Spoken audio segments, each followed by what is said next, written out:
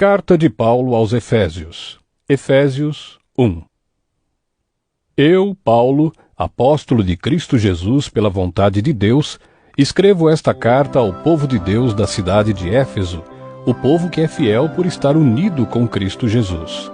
Que a graça e a paz de Deus, o nosso Pai, e do Senhor Jesus Cristo estejam com vocês.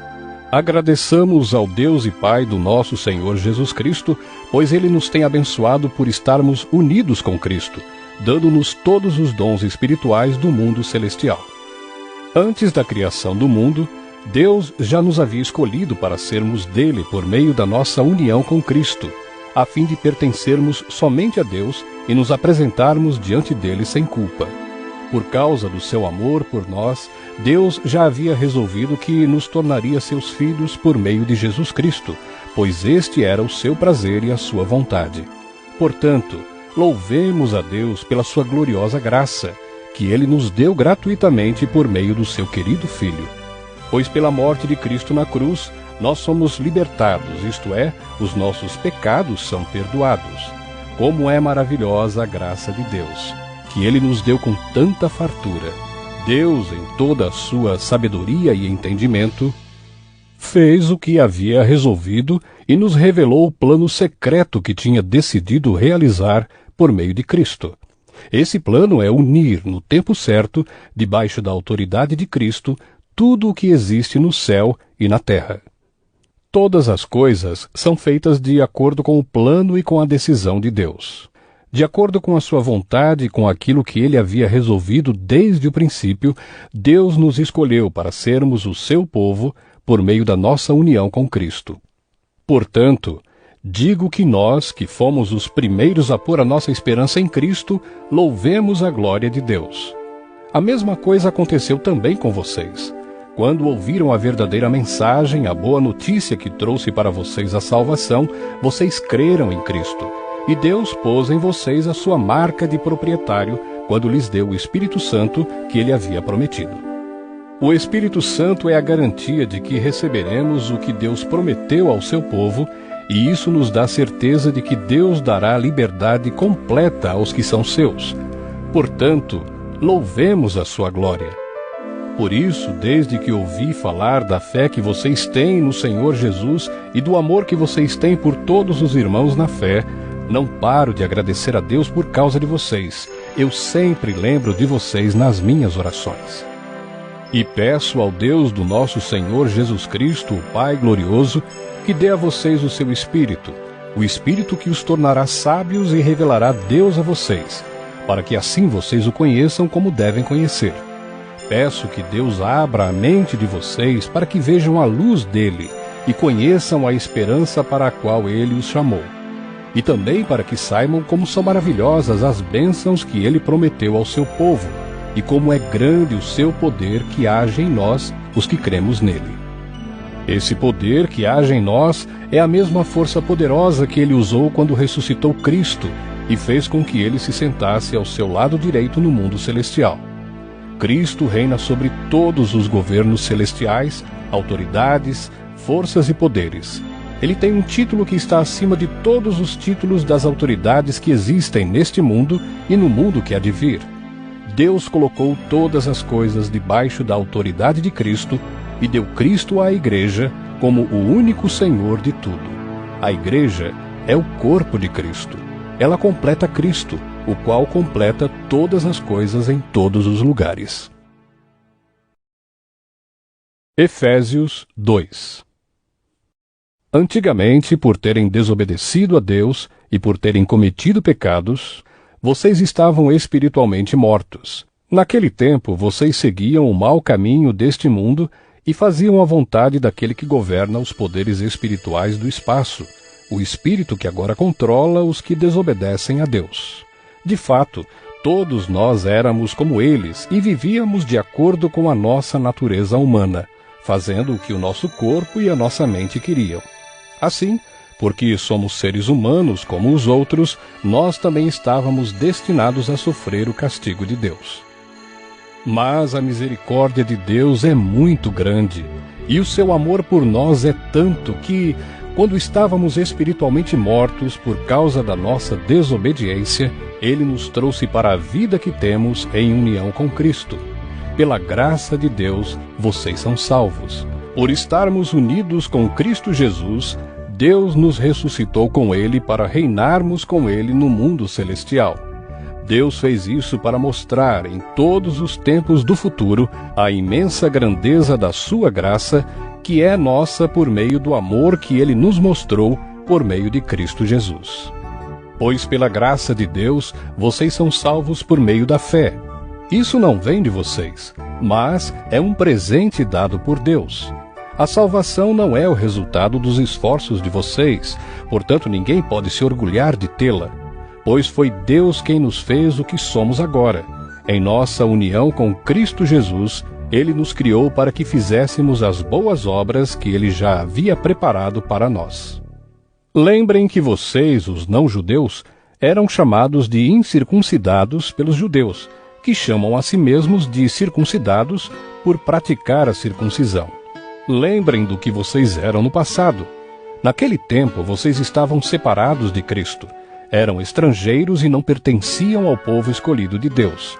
Não tinham parte nas suas alianças que eram baseadas nas promessas de Deus para o seu povo. E neste mundo viviam sem esperança e sem Deus. Mas agora, unidos com Cristo Jesus, vocês que estavam longe de Deus foram trazidos para perto dele pela morte de Cristo na cruz. Pois foi Cristo quem nos trouxe a paz, tornando os judeus e os não-judeus um só povo.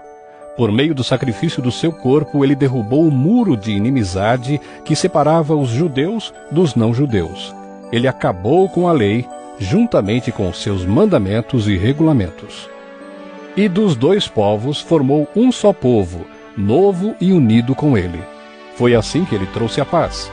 Pela sua morte na cruz, Cristo destruiu a inimizade que havia entre os dois povos. Por meio da cruz, ele os uniu em um só corpo e os levou de volta para Deus.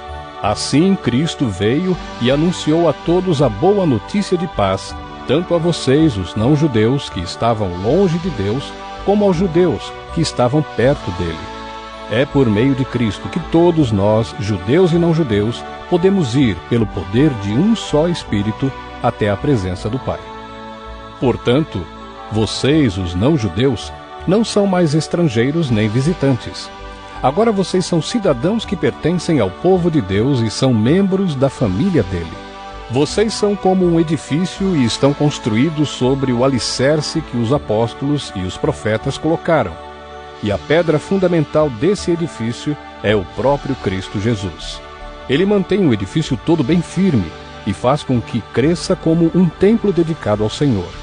Assim, vocês também, unidos com Cristo, estão sendo construídos junto com os outros para se tornarem uma casa onde Deus vive por meio do seu Espírito. Efésios 3. Por essa razão eu oro a Deus, eu, Paulo, que estou preso por causa de Cristo Jesus, para o bem de vocês, os não-judeus. Com certeza vocês já sabem que Deus, por causa da sua graça, me deu esse trabalho para o bem de vocês. Deus me revelou o seu plano secreto e fez com que eu o conhecesse. Eu escrevi isso em poucas palavras, e se vocês lerem o que escrevi, poderão saber como entendo o segredo de Cristo. No passado, esse segredo não foi contado aos seres humanos, mas agora, por meio do seu Espírito, Deus o revelou aos seus santos apóstolos e profetas. O segredo é este: por meio do Evangelho, os não-judeus participam com os judeus das bênçãos divinas. Eles são membros do mesmo corpo e participam da promessa que Deus fez por meio de Cristo Jesus. Graças ao dom que Deus, na sua bondade, me deu, e pela ação do seu poder, eu fui colocado como servo do Evangelho. Eu sou menos do que o menor de todos os que pertencem a Deus, mas mesmo assim, ele me deu este privilégio de anunciar aos não-judeus a boa notícia das imensas riquezas de Cristo. E também me deu o privilégio de fazer com que todos vejam como se realiza o plano secreto de Deus. Deus, que criou tudo, escondeu esse segredo durante os tempos passados. E isso aconteceu a fim de que agora, por meio da Igreja, as autoridades e os poderes angélicos do mundo celestial conheçam a sabedoria de Deus em todas as suas diferentes formas. Deus fez isso de acordo com o seu propósito eterno, que Ele realizou por meio de Cristo Jesus, o nosso Senhor. Por estarmos unidos com Cristo, por meio da nossa fé nele, nós temos a coragem de nos apresentarmos na presença de Deus com toda a confiança. Portanto, eu lhes peço que não desanimem por causa dos meus sofrimentos por vocês, pois eles lhes trazem benefício. Por esse motivo, eu me ajoelho diante do Pai, de quem todas as famílias no céu e na terra recebem o seu verdadeiro nome. E peço a Deus que, da riqueza da sua glória, Ele, por meio do seu Espírito, dê a vocês poder para que sejam espiritualmente fortes. Peço também que, por meio da fé, Cristo viva no coração de vocês. E oro para que vocês tenham raízes e alicerces no amor, para que assim, junto com todo o povo de Deus, vocês possam compreender o amor de Cristo em toda a sua largura, comprimento, altura e profundidade. Sim, embora seja impossível conhecê-lo perfeitamente, peço que vocês venham a conhecê-lo, para que assim Deus encha completamente o ser de vocês com a sua natureza. E agora, que a glória seja dada a Deus, o qual, por meio do seu poder que age em nós, pode fazer muito mais do que nós pedimos ou até pensamos. Glória a Deus por meio da Igreja e por meio de Cristo Jesus, por todos os tempos e para todos sempre. Amém. Efésios 4. Por isso eu, que estou preso porque sirvo o Senhor Jesus Cristo, peço a vocês que vivam de uma maneira que esteja de acordo com o que Deus quis quando chamou vocês. Sejam sempre humildes, bem-educados e pacientes, suportando uns aos outros com amor. Façam tudo para conservar, por meio da paz que une vocês, a união que o Espírito dá. Há um só corpo e um só Espírito, e uma só esperança para a qual Deus chamou vocês. Há um só Senhor, uma só fé e um só batismo.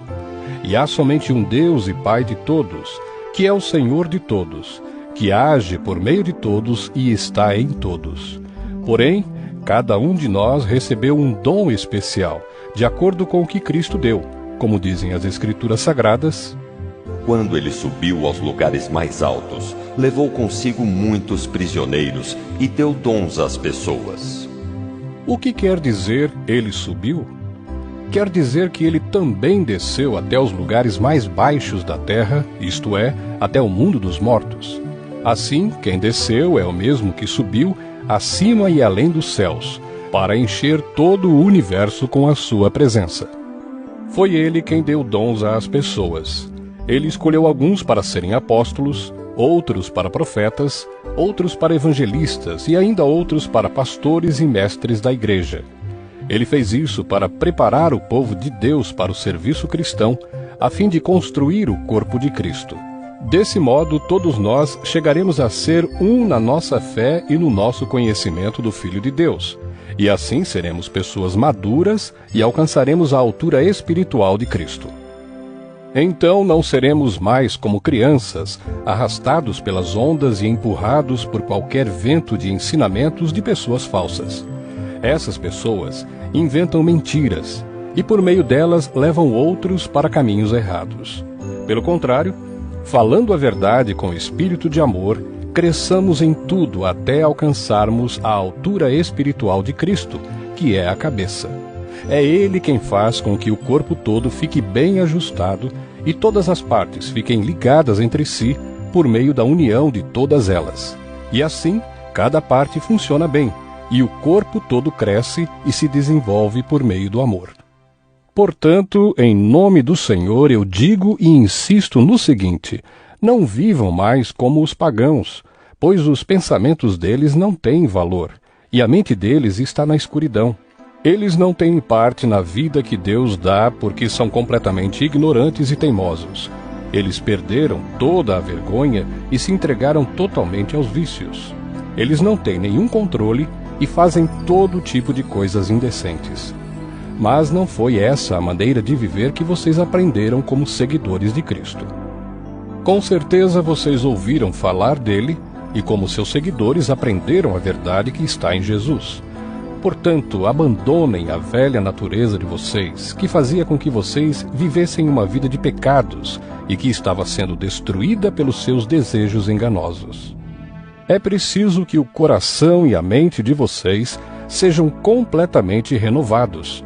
Vistam-se com a nova natureza, criada por Deus, que é parecida com a sua própria natureza e que se mostra na vida verdadeira, a qual é correta e dedicada a Ele. Por isso, não mintam mais. Que cada um diga a verdade para o seu irmão na fé, pois todos nós somos membros do corpo de Cristo. Se vocês ficarem com raiva, não deixem que isso faça com que pequem, e não fiquem o dia inteiro com raiva. Não deem ao diabo oportunidade para tentar vocês. Quem roubava, que não roube mais. Porém, comece a trabalhar a fim de viver honestamente e poder ajudar os pobres. Não digam palavras que fazem mal aos outros, mas usem apenas palavras boas, que ajudam os outros a crescer na fé e a conseguir o que necessitam, para que as coisas que vocês dizem façam bem aos que ouvem. E não façam com que o Espírito Santo de Deus fique triste, pois o Espírito é a marca de propriedade de Deus colocada em vocês, a qual é a garantia de que chegará o dia em que Deus os libertará. Abandonem toda a amargura, todo ódio e toda raiva. Nada de gritarias, insultos e maldades. Pelo contrário, sejam bons e atenciosos uns para com os outros, e perdoem uns aos outros, assim como Deus, por meio de Cristo, perdoou vocês. Efésios 5. Vocês são filhos queridos de Deus e, por isso, devem ser como Ele. Que a vida de vocês seja dominada pelo amor, assim como Cristo nos amou e deu a sua vida por nós, como uma oferta de perfume agradável e como um sacrifício que agrada a Deus.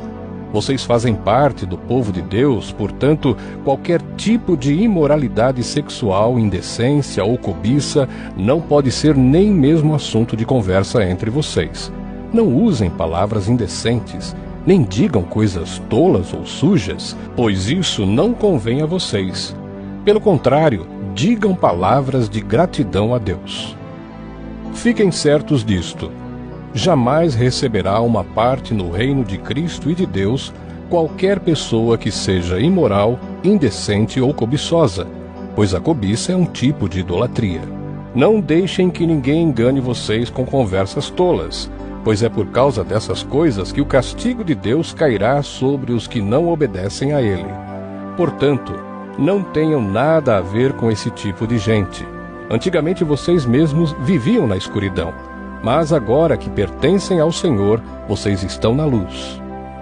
Por isso, vivam como pessoas que pertencem à luz, pois a luz produz uma grande colheita de todo tipo de bondade, honestidade e verdade. Procurem descobrir quais são as coisas que agradam o Senhor. Não participem das coisas sem valor que os outros fazem, coisas que pertencem à escuridão. Pelo contrário, tragam todas essas coisas para a luz, pois é vergonhoso até falar sobre o que essas pessoas fazem em segredo. E quando qualquer coisa é trazida para a luz, então a sua verdadeira natureza é revelada. Porque o que é claramente revelado se torna luz. E é por isso que se diz: Você que está dormindo, acorde, levante-se da morte e Cristo o iluminará.